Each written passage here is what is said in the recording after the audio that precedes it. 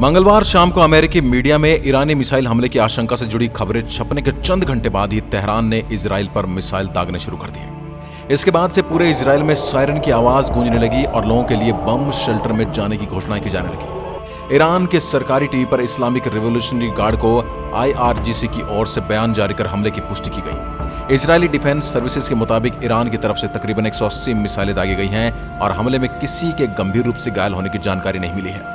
गौरतलब है कि इजराइल के हमले में ईरान समर्थित हिजबुल्लाह के नेता हसन नसरल्लाह की मौत के बाद यह तय माना जा रहा था ईरान कोई न कोई सैन्य कार्रवाई जरूर करेगा। ऐसे में जानते हैं मंगलवार देर रात ईरान के हमले के बाद क्या क्या हुआ और किसने क्या कहा। सबसे पहले इजरायली डिफेंस फोर्सेज की ओर से बयान जारी किया गया, अगले आदेश तक आप सुरक्षित जगहों पर रहें। आपको जो धमाके सुनाई दे रहे हैं वो प्रोजेक्टाइल रॉकेट या मिसाइल के गिरने या उन्हें तबाह किए जाने के हैं। बयान में आगे कहा गया कि सेना इन प्रोजेक्टाइल की पहचान कर इन्हें मार गिराने की कोशिश में लगी है। उस वक्त ईरान की ओर से दागी गई मिसाइलें इजराइल के आसमान पर देखी जा रही थी। यरूशलेम में BBC के मिडिल ईस्ट ब्यूरो में मौजूद सहयोगी ने 2 मिसाइलों को इंटरसेप्ट की जाने की आवाज सुनी। इजराइल सेना के प्रवक्ता डेनियल हगारी ने कहा, आसपास जो भी जगह सुरक्षित वहां चले जाएं। उन्होंने कहा कि इजराइल का एयर डिफेंस सिस्टम पूरी तरह से काम कर रहा है और इस वक्त भी हमले को नाकाम करने में जुटा हुआ है। उन्होंने इजरायली नागरिकों को सतर्क रहकर सुरक्षा कदम उठाने के लिए कहा है।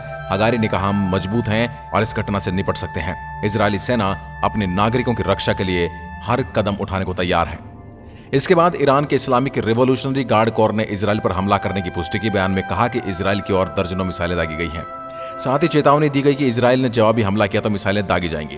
काफी ताकतवर माने जाने वाले ईरानी रिवॉल्यूशनरी गार्ड्स ने कहा कि हमले हमास के नेता इस्माइल हानिया, हिजबुल्लाह के नेता हसन नसरल्लाह की मौत के साथ साथ लेबनान के लोगों को और फलस्तीन की मौत पर जवाब में की गए हैं। इस बयान में कहा गया कि इजराइल के महत्वपूर्ण ठिकानों को निशाना बनाया गया है, जिसके बारे में बाद में जानकारी दी जाएगी। ईरानी संसद के राष्ट्रीय सुरक्षा और विदेशी नीति के प्रमुख इब्राहिम अजीजी ने ईरान के सरकारी चैनल से कहा कि हमलों का यह पहला चरण था। उन्होंने कहा, हमारे निशाने पर इजरायली सैन्य ठिकाने थे। अजीजी ने कहा कि अगर इजराइल दोबारा गलती करता है तो हम दोबारा हमला करेंगे और वो इससे भी ज्यादा घातक होंगे। हमले के बीच व्हाइट हाउस की ओर से जानकारी दी गई कि राष्ट्रपति जो बाइडेन और उपराष्ट्रपति कमला हैरिस ईरान के हमलों पर नजर बनाए हुए हैं। बाद में अमेरिकी राष्ट्रपति जो बाइडेन और उपराष्ट्रपति कमला हैरिस की प्रतिक्रिया सामने आई। राष्ट्रपति बाइडेन ने कहा, अमेरिका पूरी तरह से इजराइल का समर्थन करता है। बाइडेन ने कहा कि उनके निर्देश पर अमेरिकी सेना ने इस हमले के दौरान सक्रिय तौर पर इजराइल की सुरक्षा में मदद की।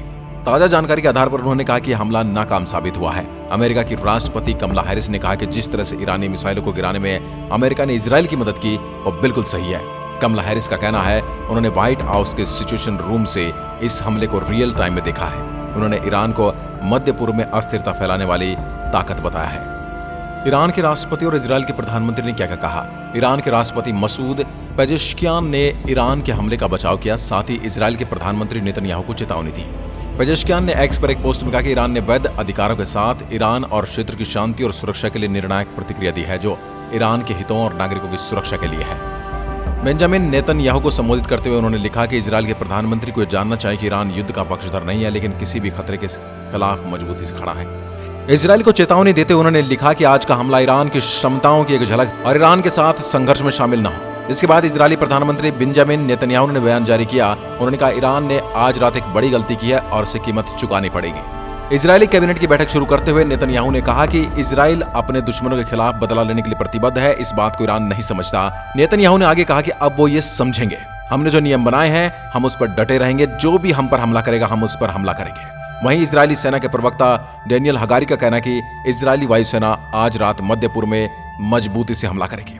हमले के बारे में उन्होंने कहा कि इजराइल और अमेरिका के एयर डिफेंस सिस्टम ने ईरान की ओर से दागी गई मिसाइलों को प्रभावी तरीके से रोक लिया है। उन्होंने आगे कहा, ईरान ने आज रात एक गंभीर कदम उठाया है, अपराध किया है, मध्य पूर्व को टकराव की ओर धकेल रहा है। आज रात की घटना के नतीजे बहुत जल्द सामने आएंगे। अब ईरान के अचानक से इजराइल पर हमले के बारे में आप क्या सोचते हैं? और जब इजराइल पलटवार करेगा तो आपको लगता है कि एक बार फिर से मीडिया में रोने चिल्लाने वाले लोग आएंगे या चंदा मांगने वाले बहुत सारे आएंगे? कमेंट में लिखकर जरूर बताइएगा।